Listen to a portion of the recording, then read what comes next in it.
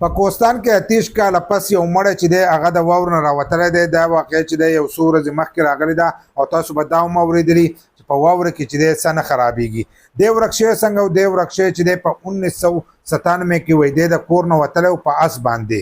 نو دی ورک شو، بیا هلته کې رشته دار د کلي خلک چې دی په ده پسې څو ورځې چې دی وګرځېدل، خو دی ونه میندو. ځینې کسان وایي چې دی د واورې په توپان کې چې دی ورک شوی دی، او ځینې کسان وایي چې دی هسې ورک شوی دی. لکه چاته دا پته ونه لګېده ځکه د هغه مړ وجود چې دی میلاو نه شو، نو چاته پته نه وه.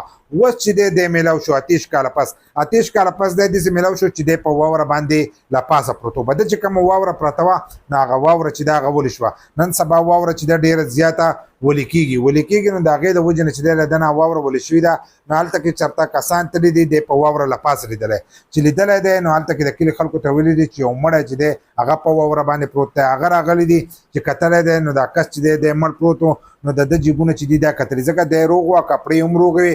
30 کاله پس دی راوتلی دی، خو د دغه کپړې او هر سره چې دي دا روغ و. نو چې کتلي دي په هغې کې شناختي کارډ میلاو شوی، څنګه چې ما تاسو ته د شناختي کارډ وښو، نو د ده شناختي کارډ چې دی دا هم نه دی خراب شوی. نو په هغه شناختي کارډ نه چې دی د ده پته ولګېده چې کله هغه کلي ته ویوړل، نو هلته کسان وپېژندو، ځکه د ده همزولي چې دی خو بوډاګان شو. 28 کاله مخکې چې دی ځوان و، او اوس د هغې نه وروسته چې دی 28 کاله وشو، نو د ده چې کم همزول و نو هغه ټول بوډاګان شو. کله چې کارډ خوړی دی، نو هغه ولي چې دا خو هغه پلانی دی 28 کاله مخکې چې ورک شوی دی، هغه اوس پیدا شو.